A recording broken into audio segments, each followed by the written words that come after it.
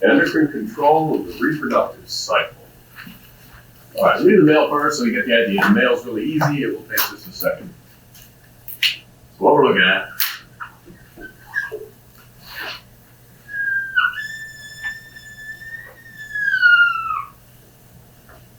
time on the x-axis, or think of it as age.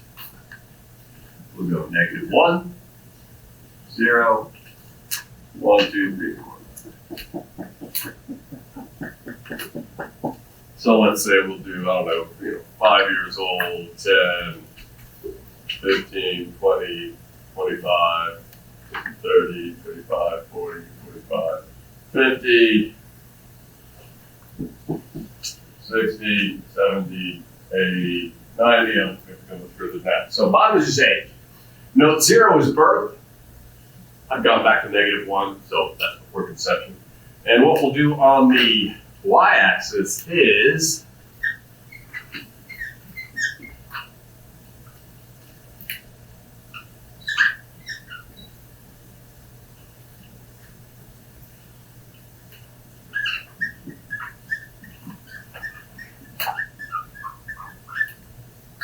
we're going to look at the concentrations or plasma levels of these hormones. So, gonadotrophic hormones, FSH, LH, and the male sex hormone, testosterone. So we'll just kind of track how they change over time, from before conception until pretty much your day. All right, so what we'll do, we start off, nothing, nothing, nothing. Big rock. Nothing, nothing, nothing, nothing, nothing. Then, something like this.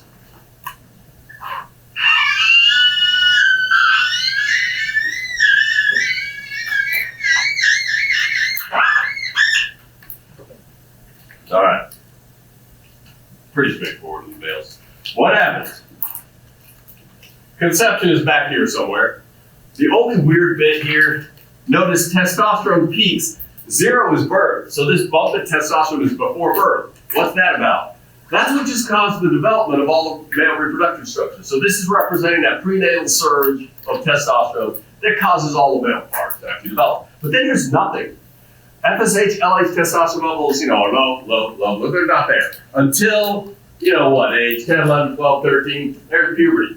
All of a sudden, you see an increase in FSH, LH, testosterone, and they just stay elevated.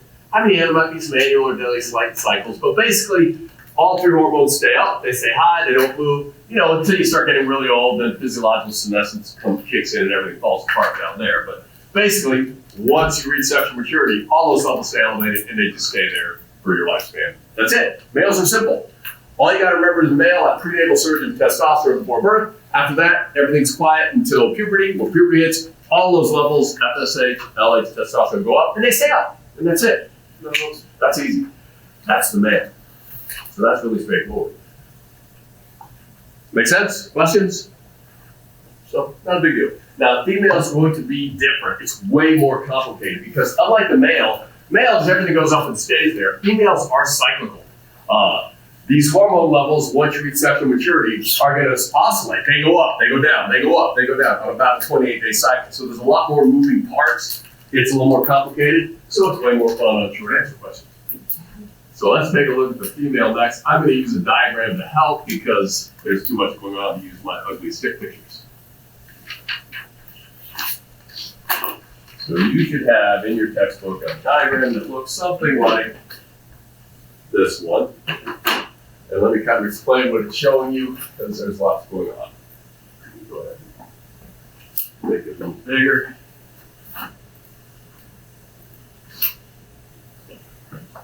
Pull this down.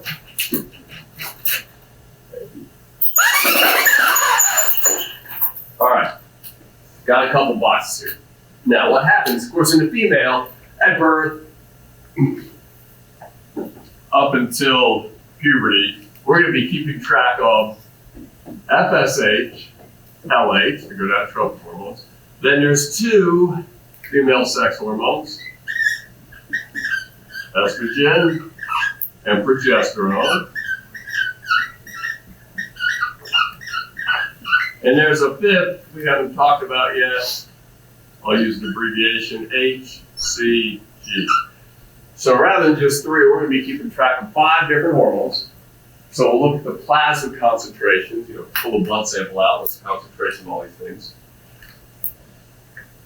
In addition, we're going to have to look at events that occur or change in the ovaries and in the uterus. Now, in the female, of course, at birth, nothing's happening, and nothing happens until puberty. Once puberty hits, all these levels go up, but then they start oscillating. So we're looking at the endocrine control in a female after sexual maturity. Before sexual maturity, all these levels will be low. Second, the male, nothing's going up. But after sexual maturity, we're going to see these things oscillate on about a 28-day cycle. So on these diagrams, 2 boxes here, notice at the bottom, the x-axis, this is days. It's 28-day cycle. So this thing's just going to keep repeating. Every 28 days, you go through this system, then start repeating. Go through this system, start repeating. So that's a 28-day cycle. What they're showing you in the top box, the blue and the red sort of tracing, those are plasma levels of the hormones from the anterior pituitary follicle stimulating hormone, luteinizing hormone. We'll talk about those a little bit. Down here at the bottom of the box, these are trying to show you changes that are occurring in the ovary. So that's the top box. This part is sometimes just referred to as the ovarian cycle.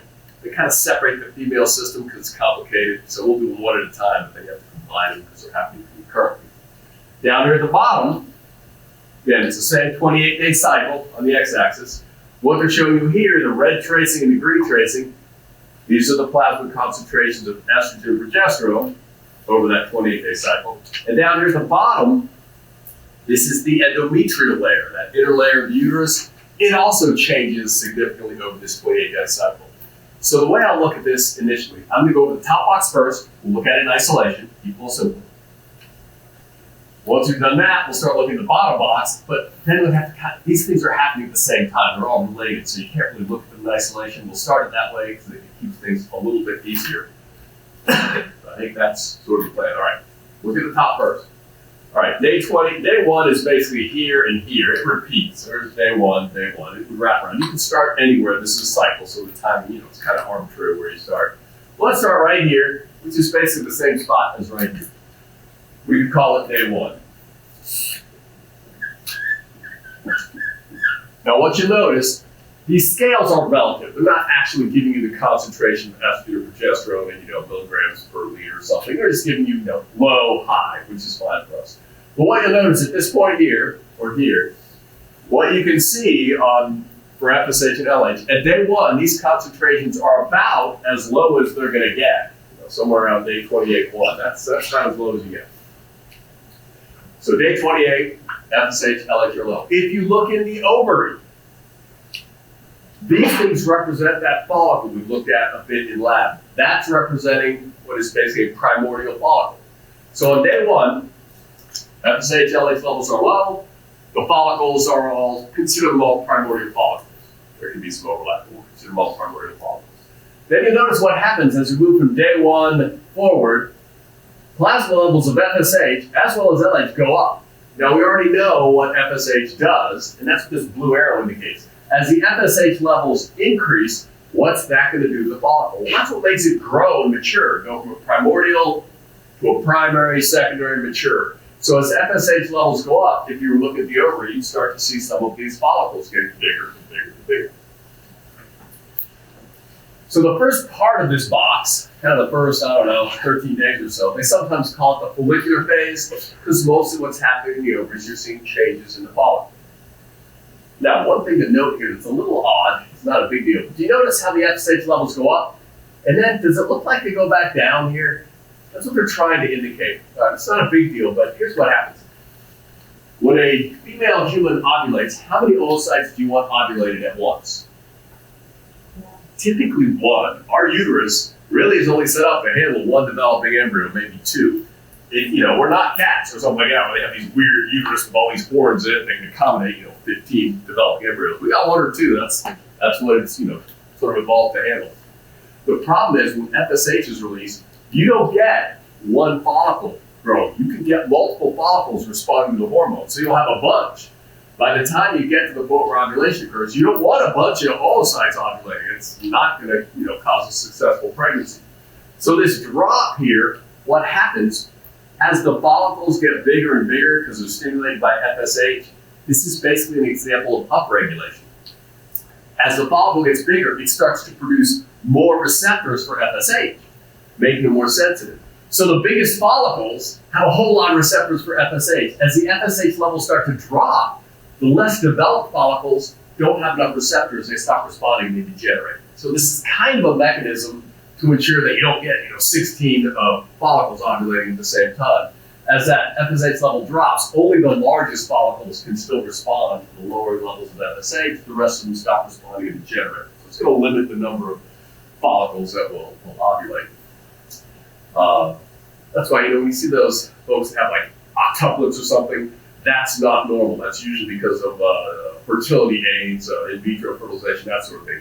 They externally fertilize a bunch of embryos and stick them all in their bloods, hoping one or two will implant. Sometimes they get all 8. And those pregnancies, they're difficult. I mean, it's basically bed rest, don't move for a couple months at the end because the uterus has a hard time handling it. It's very low birth rates as well. So FSH levels go up. They may drop a little bit, but what that does makes the follicle get bigger, bigger, bigger, bigger, bigger. And as we'll see, as the follicle develops, that's actually what's secreting the estrogen down here. That's why the estrogen levels in the second box are going up. The follicles are getting bigger, more cells, secrete more estrogen. We'll see what that does in a minute. But then look at this line kind of right down the middle. It's about day 13, 14. Notice all of a sudden at the midpoint, you get this massive surge in FSH and LH. The concentrations spike. They go through the roof. That's what causes ovulation. When you get this massive increase in FSH and LH, that's what causes a follicle to expand so rapidly, it ruptures. And that's what they're showing you right about here. So ovulation at about day 14 is caused by that massive increase in FSH and LH. That causes the follicle to grow unsustainably. And it pops, it ruptures. This oocyte comes out. Now, eventually, we got 2 possibilities here. That oocyte might be fertilized, and there might be a pregnancy, or it might not. You kind of have to look at both situations. We'll ignore it for the moment. So, oocyte is released, boom. It's going to make its way, eventually get the uterine tube. It's going to take it a few days to get to the main body of the uterus, so we'll ignore it for the moment. Now, what's left of the ruptured follicle? The LH levels in red here are still elevated, and what this arrow is indicating, LH or luteinizing hormone targets the cells of that ruptured follicle, and it causes those cells to proliferate, the whole structure expands, and that's what we call the corpus luteum. That's why the second half of this box here is labeled the luteal phase, because the follicle is now gone, it's ruptured. Under the influence of luteinizing hormone, the corpus luteum fills in with cells, it becomes this big, large secretory structure in the ovary. However, look what's happening to LH levels. They're going down, down, down, down, down. LH is what targets corpus luteum. As the LH levels get lower and lower, eventually they stop stimulating the corpus luteum and it regresses or degenerates. So this corpus luteum is actually only viable for about maybe 10 days. After 10 days, it loses its function, it shrivels up, and that's that corpus albicans we looked at in lab and in the models. Also note the corpus luteum, as we'll see in a bit, that's where, see how this green line goes up tremendously? The corpus luteum is secreting most of this progesterone, as well as some of the additional estrogen. So as the corpus luteum forms, all these levels go up, but then when the corpus luteum degenerates, they drop back down. If there is no pregnancy, you'll just keep cycling through this about every 28 days after sexual maturity. Once the corpus luteum is gone, we're at low levels of FSH and LH, and we begin again. FSH and LH will go up, and the whole thing will just repeat every 28 days. If there's no pregnancy, we'll look at pregnancy in a bit. Now, let's look at the bottom box for a moment, because I got to talk a little bit about this. All right, the estrogen and progesterone, as I've already mentioned, they actually come from the ovary. So the developing follicle is actually what produces much of the estrogen. So you notice as the follicle gets bigger and bigger, estrogen levels go up and up and up. Not as much progesterone from the follicle, but then after ovulation, when the corpus luteum forms, the corpus luteum secretes some more estrogen. You notice how estrogen goes up and then drops. It drops here because the follicle is exploding. But then as the corpus luteum forms, the corpus luteum also secretes estrogen. That's why those levels go back up. Also, the progesterone levels go up after the corpus luteum forms because most of the progesterone comes from the corpus luteum. That's estrogen and progesterone. If you look at the bottom of this box, I got to talk a little bit about this layer right here. This is the endometrium. That is the inner layer of the uterus. It's actually got two different populations of cells in it. I'm going to draw a picture over here. May not be a very good one, but I'll do it.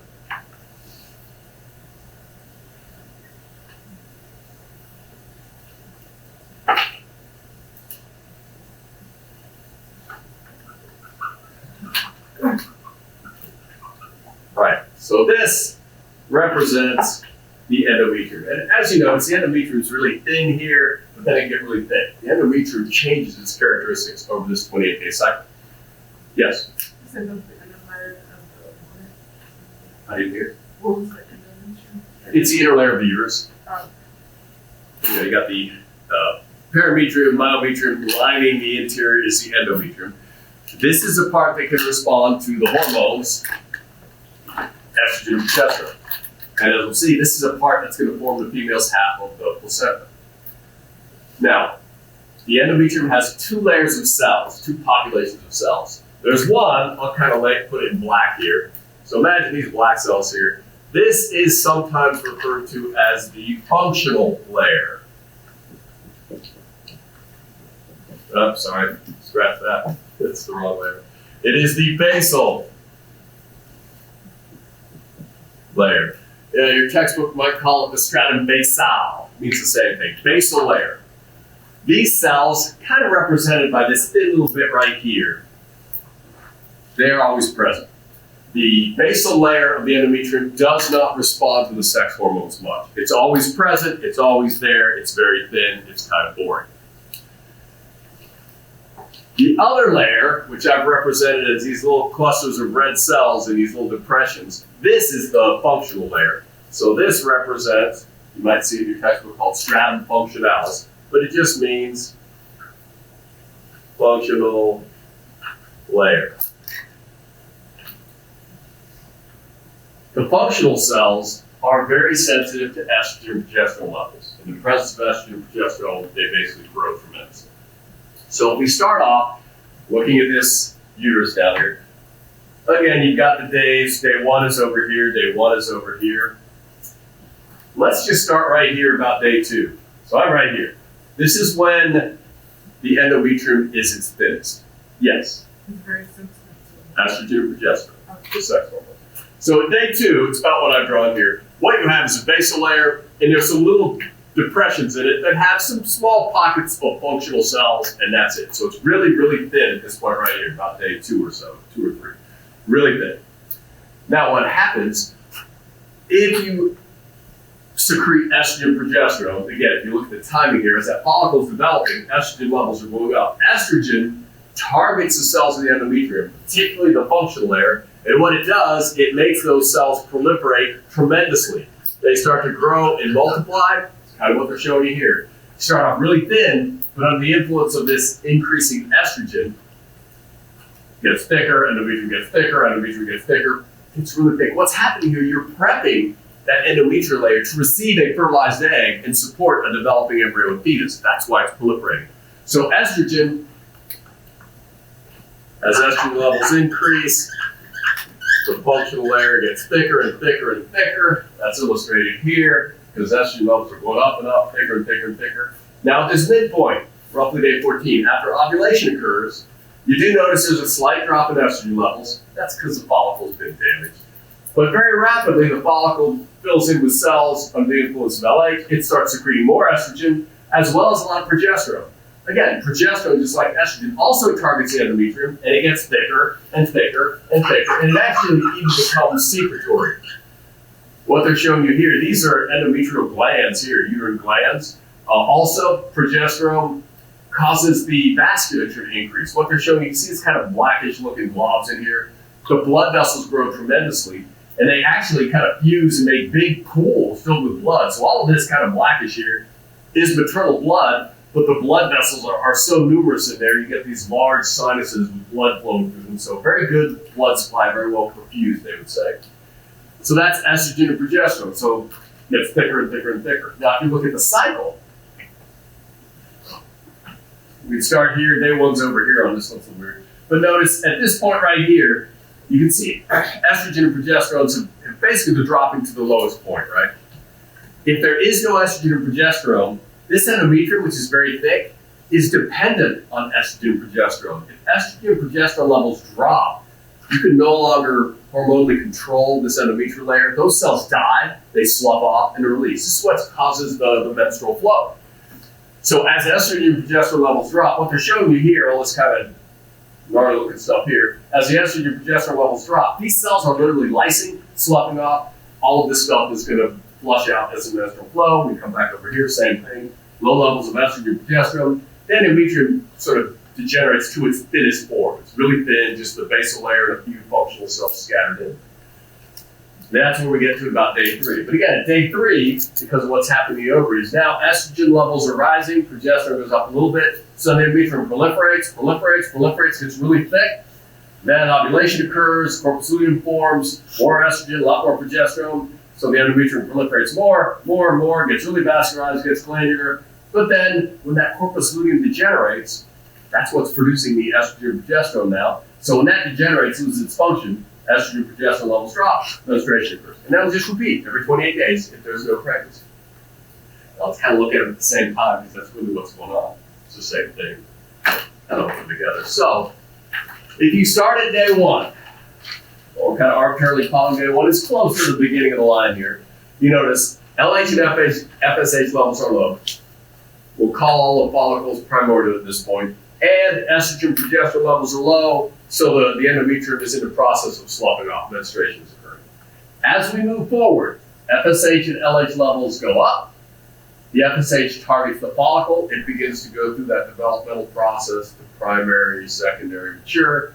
As it gets bigger, it starts producing more and more estrogen, which the estrogen travels in the blood to the endometrium. The endometrium proliferates, thickens. We get to the midpoint of this cycle, that surge in FSH and LH causes ovulation to occur.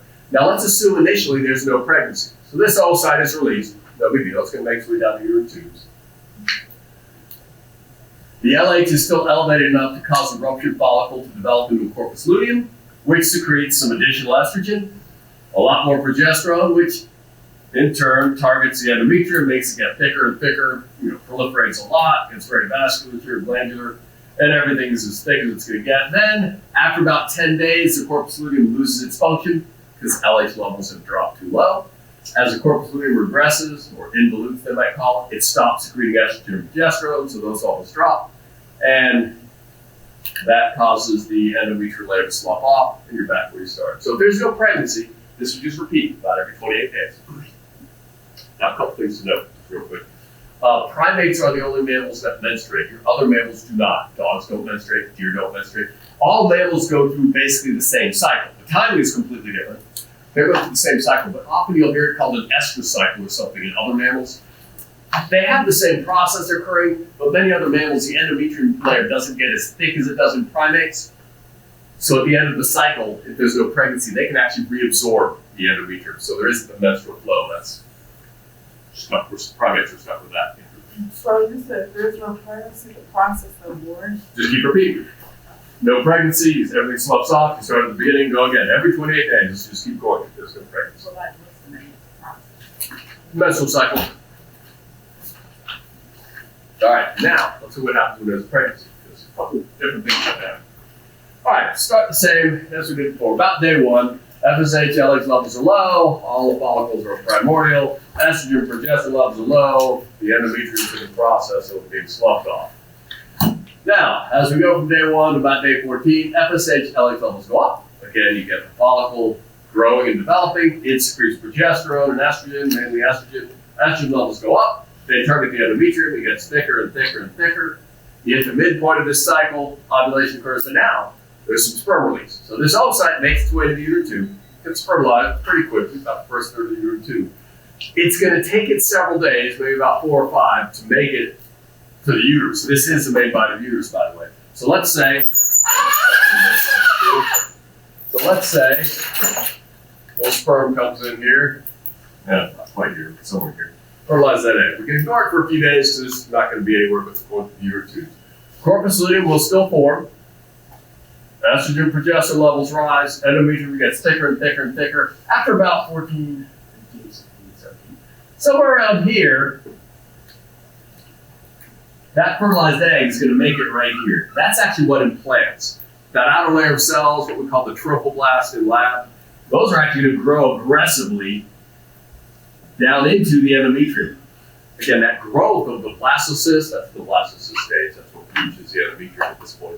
The growth of that trophoblast in the endometrium tissue is kind of described as being similar to like an aggressive, cancerous tumor. It grows in there, it actually destroys some maternal tissue, which is going to cause a lot of maternal blood to pool out here. These growths are going to be the chorionic villi eventually. So this thing's in here growing, and it's implanting. It's in the process of attaching to the endometrium, forming the placenta. But here's the potential problem. LH levels are still dropping. So this corpus luteum is only going to last about 10 days. If the corpus luteum degenerates, estrogen and progesterone levels will drop. If that occurs, menstruation will occur, regardless of whether the junior is implanted on there or not. So we got a potential problem here. If estrogen and progesterone levels drop, there's going to be no pregnancy. We go extinct. So something different has to happen here. What happens different is this stuff right here that I haven't talked about yet. HCG, which is an abbreviation for human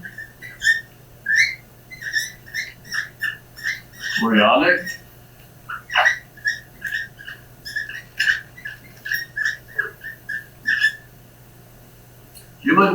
gonadotropin.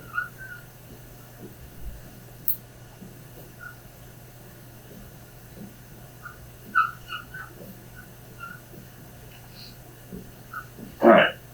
This is a hormone that is not produced by maternal tissue. So HCG is a hormone, but it's produced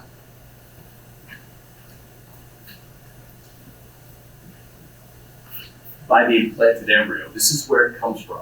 So once this embryo implants, it's going to be releasing HCG, which will diffuse into the mother's blood. What HCG does, it is functionally equivalent. It's a different chemical. It is chemically distinct, but it works like LH. So when that HCG is released, it will travel into mother's circulation.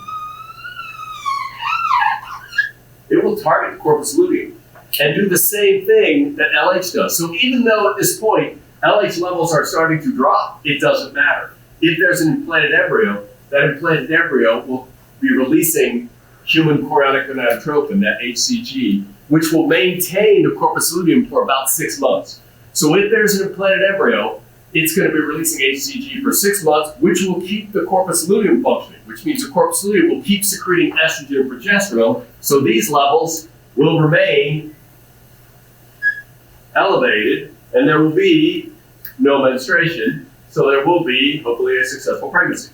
So you said when HCG is released, it will travel through the mother? It gets in the mother's blood here, across the placenta. And it's in the mother's blood. It acts like a hormone. It acts just like the hormone LH. It acts like luteinizing hormone. It maintains the corpus luteum for 6 months. As long as the corpus luteum is there, estrogen and progesterone levels will stay high, the endometrium will stay intact, and the pregnancy will continue. This is what pregnancy tests are based on. You urinate on a little tab thing, and you get a little pink line or a plus or a minus. It's HCG. If you are not pregnant, you should not have HCG in your system. If you are pregnant, there's HCG in your blood. That is an antibody test for that hormone right there. If it's in your blood, it's going to be in your urine. That's what pregnancy tests detect. So the only time you get HCG is if you're pregnant. Well, there's an exception. Males with testicular cancer start producing it, but I have no idea why. It's not functionally useful for anything in a male. But that's HCG. That's what keeps the corpus luteum going for 6 months, which will keep the endometrium intact, which means junior can keep developing. Make sense? Is there a problem? There is. How long is the pregnancy? Corpus luteum, the HCG will keep the corpus luteum for 6 months. We're still 3 months premature. That's way, way early. Towards the end of the pregnancy, like the last 3 months, that placenta that's going to form, we talked about it a bit in lab, the placenta is a combination of the chorion and the endometrium.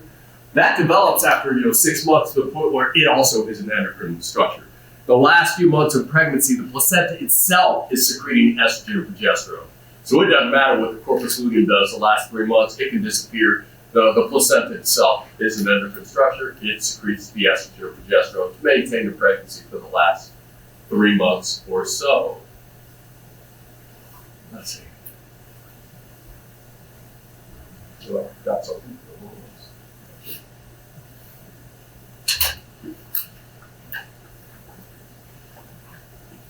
But that's basically it. You know, this one is kind of a longer answer, but in the past, I'll do it to you if I could.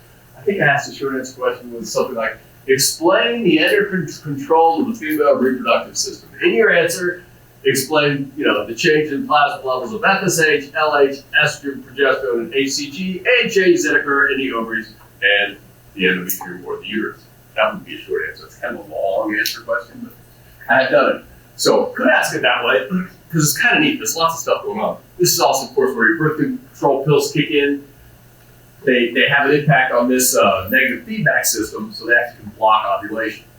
I believe they prevent that spike in FSH and LH. At the very least, I pull out pieces of this and fill in the blank short answer. Like I might tell you, you know, hormonally, what actually causes menstruation? What would you tell me? It's a drop in plasma levels of estrogen and progesterone. That is the direct cause of menstruation. If estrogen and progesterone levels drop, the endometrium is going to be sloughed off. You know, what causes ovulation? Well, it's this surge of FSH and LH at about the midpoint of this cycle. You know, so pull out bits and pieces of events that occur, if nothing else, so they'll incorporate those into multiple choice or short answers, things of that nature.